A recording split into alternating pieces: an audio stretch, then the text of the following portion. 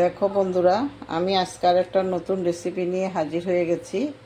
আমি এগুলো করেছি তোমার কুমড়ো পাতা দিয়ে, কুমড়ো পাতা আর মসুর ডাল দিয়ে করেছি।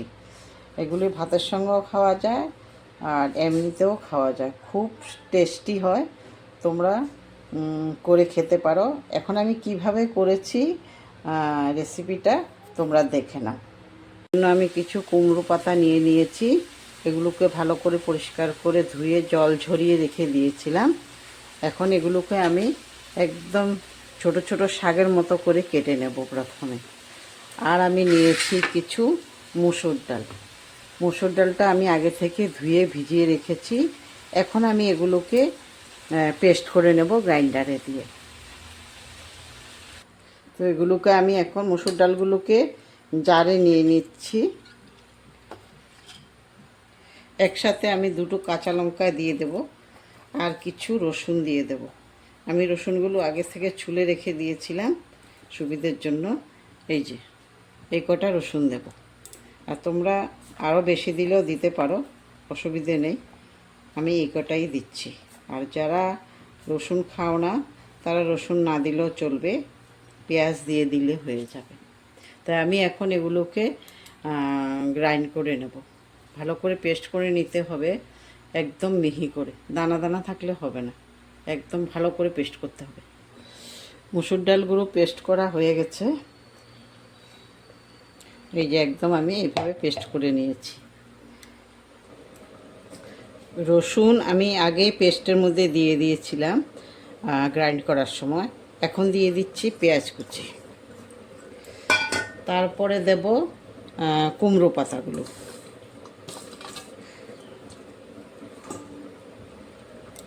এখন দিচ্ছি পরিমাণ মতো নুন আর একটু হলুদ দিচ্ছি।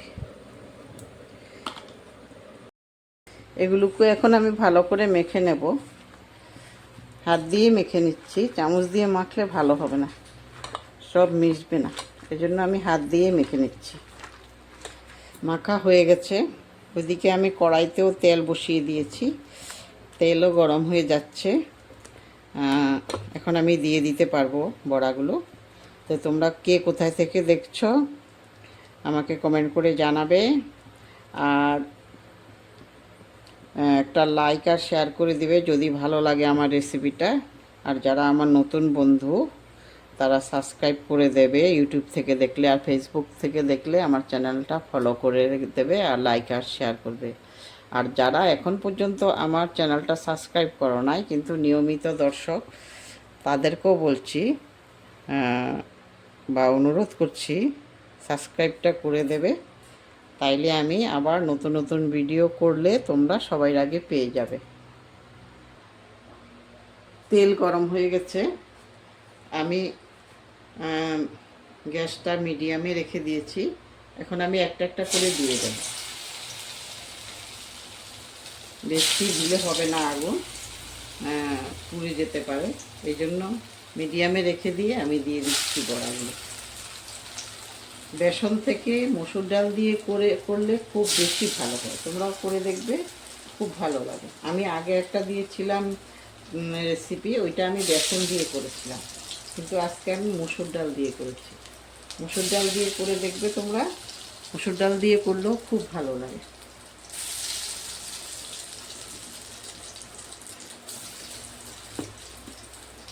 এইভাবে আমি সবগুলো এখন করব আস্তে আস্তে করে।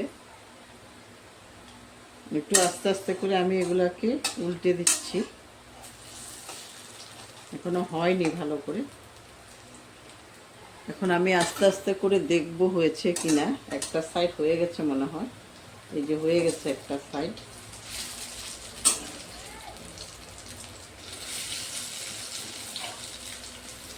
এইভাবে উল্টে পাল্টে তারপরে এগুলোকে ভেজে নিতে হবে। আস্তে আগুনটা দিতে হবে, গ্যাসটা একদম মিডিয়ামে রাখতে হবে। বেশি আগুন হলে তোমার উপরটা পুড়ে যাবে কিন্তু ভিতরটা হবে না। এই জন্য আস্তে আস্তে আগুন দিয়ে তারপরে এগুলোকে ভাজতে হবে। একটা সাইড হয়ে গেছে, ওই সাইডটা একটু হবে। এগুলি হয়ে গেছে। এখন আমি এগুলোকে তেল থেকে তুলে ফেলছি। এই যে সবগুলো তুলে ফেলবো। এইভাবে তোমরাও করে খেতে পারবে। এই যে হয়ে গেছে,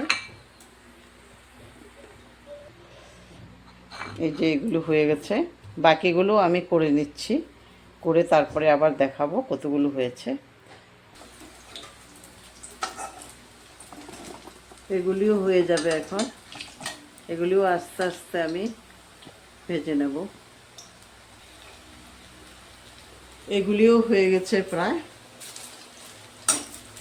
একটু আস্তে আগুন দিয়ে ভাজতে হয়, তাইলে ভিতরেগুলো হবে, নাইলে উপরেরটা জ্বলে যাবে, ভিতরেরটা কাঁচাই থাকবে। এই জন্য আস্তে আস্তে করতে হয়। আগুনটা যদি বেশি থাকে তাইলে হবে না, ভিতরটা একদম কাঁচা থাকবে। আর আমি একটু বড় বড় করে করেছি তো, এই জন্য একটু আস্তে আগুন দিয়ে তারপরে করতে হবে। এই যে সব কটা হয়ে গেছে, আমার কমপ্লিট হয়ে গেছে করা। তোমরাও এইভাবে করে খাবে, দেখবে খুব ভালো লাগে। বেসন দিয়েও করা যায়, বেসনের থেকে মুসুর ডাল দিয়ে করলে বেশি ভালো লাগে। মুসুর ডাল দিয়ে তোমরা করে খাবে। আর সবাই সুস্থ থাকবে, ভালো থাকবে। ধন্যবাদ।